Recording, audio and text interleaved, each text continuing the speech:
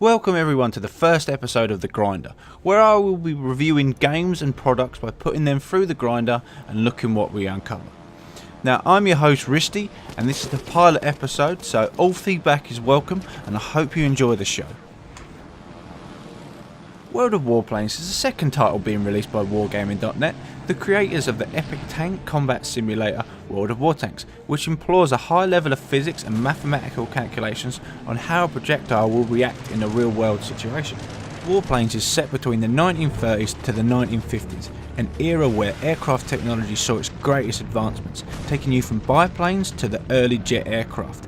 In one of the American trees, you go from piloting the Boeing P-12, which saw combat in the Philippines and Hawaii, right up to the top of the tree where you find the F-86 Sabre, which was developed during the Korean War to counter the Soviets' MiG-15 in high-speed dogfights. When introducing an aircraft to the game, the Wargaming team takes a lot into consideration and sources historical documents such as blueprints, so they can provide the game with an identical aircraft that would have been flown by the pilots of their era.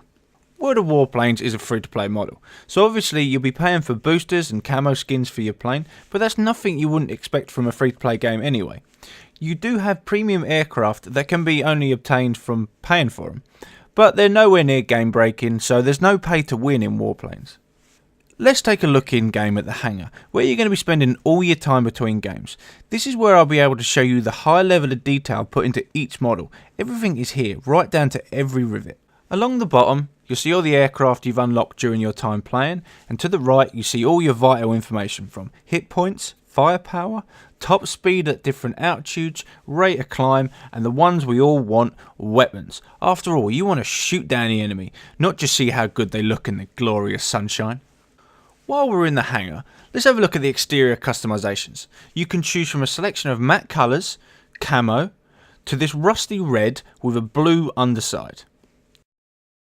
Not to be forgotten is the nose art to suit most people's likes, as well as the fully welcomed glamour girls of their day. Between you and me, if I was going into combat and might not be coming back, I would want a hot chick on my plane as well. The module customization screen is where you choose what loadout you want for your aircraft, from what engine, airframe or guns you want, and on some aircrafts you can choose between taking bombs or rockets or not at all. But you have to remember, when taking bombs, your aircraft's then heavier and less manoeuvrable. When we get into the UI customization, you can toggle off your radar, your map, your enemy cam that you can see your enemy target is just flying around. Also, like World of Tanks, there's a lot of reticule options from the shape, the colour and the transparency. Now in World of Planes we have a top-down vertical progression. In World of Tanks we had a left-to-right horizontal progression. I'm just waiting for a game developer to add a rotating skill tree so we can have a laugh and choose which way we want the skill trees to go. That way everyone's happy and we progress the way we want to progress. Currently only 4 countries are represented: Germany, Russia, America and Japan. More will be added at a later date. After all, there are many iconic aircraft to be chosen from, and being English, I can't wait for them to introduce the Spitfire, the Hurricane and the Lancaster bomber. There are 4 classes at the moment, 5 if you want to count the premium aircraft. We got fighters, agile aircraft whose roles are to protect the bombers and take down enemy aircraft in brutal dogfights. Attack aircraft are low mobility bombers, which obviously carry bombs to the enemy bases and bomb the absolute hell out of them. Also, don't try and go head to head with these monsters, as they possess some of the largest guns in the game and would rip your tiny little fighter apart in seconds. Heavy fighters, they're the middle of the road. They've got strong guns, while their manoeuvrability is lower than a fighter, but more than an attack aircraft, and they do have the option to carry bombs if the player wishes. The heavy and attack aircrafts have an added bonus, which is a tail gunner, so if you're being chased by a little fighter, you can easily pick up a few extra kills here if they're not being too careful. And lastly we have carrier-based fighters. Historically, as you may have guessed it, these planes were launched off an aircraft carrier, which we could see being used in different game modes at a later date. They are an extremely agile aircraft, which makes them difficult to lose if they're on your tail, but they're lightly armoured, so if you can shake them off or get a buddy to help you shoot them down, they'll go down pretty quick. Leveling takes quite a long time at the later tiers, but it's not helped by the fact that when you get a new tier as a fighter, you feel completely worthless until you get the top level guns in that section. As a bomber, not so much, as the ground targets don't increase in HP or armour. Now all that's out of the way, let's get into the game and get a real feel for the gameplay.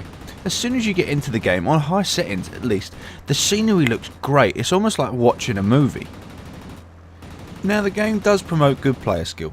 If you know any basic dogfighting tactics, you can run riot. So when players just stick to trying to outturn you, simply pull back on the stick, roll over them again, and you can land a few hits while they're still turning in the circles.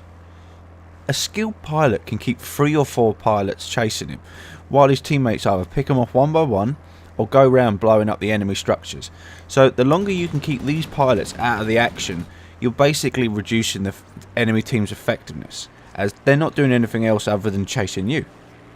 When I got into game, I thought flying with a keyboard is going to be a nightmare, but World of Warplanes employs a mouse tracking system, which basically is point the reticule and the plane will follow.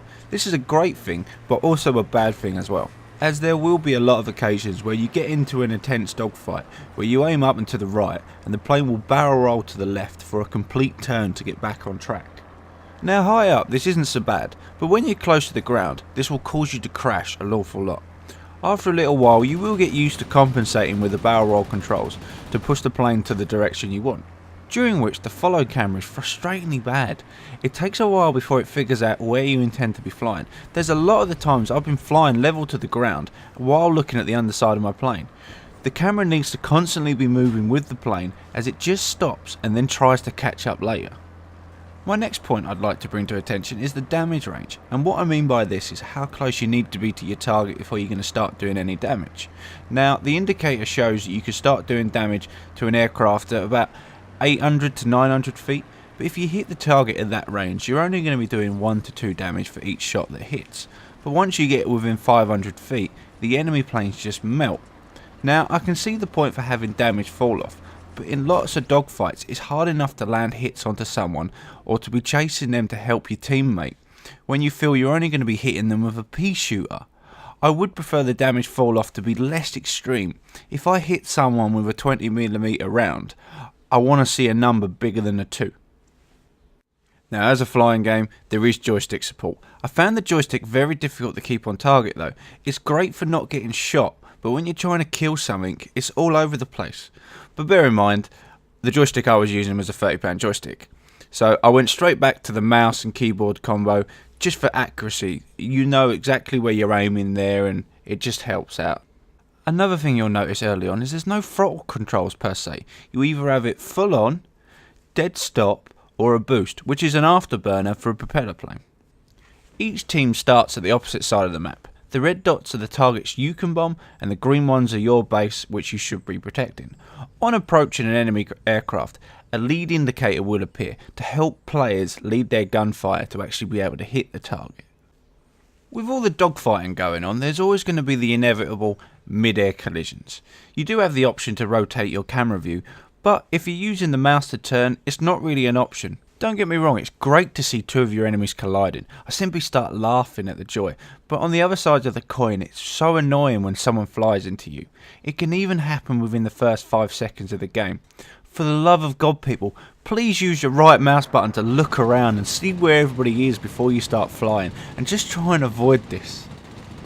As the same in World of Tanks, World of Planes has different hit locations. You've got your wings, your engine, your pilot and your gunner. Increasing hits in these locations decrease your plane's effectiveness. There are also critical points, like if your pilot takes a hit, your plane will just blow up. The same if you take too many hits into the fuel tank.